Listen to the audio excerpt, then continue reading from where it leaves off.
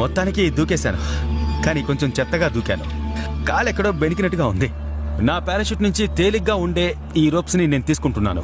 నేను వాగుల్ని వంకల్ని దాటాల్సి ఉంది, అలాగే శిఖరాల్ని కూడా ఎక్కాల్సి ఉంది. నా బరువును మోయడానికి ఇవి నాకు కావాలి. అలాగే ఇలాంటి ప్లేస్ లో నాకున్న ఫుడ్ ప్రాబ్లం తీరడానికి చేపలు పట్టుకోవాలి, దానికి కూడా ఇవి ఉపయోగపడతాయి. ఈ రోప్సే ఈ దారుణమైన ప్లేస్ లో నాకు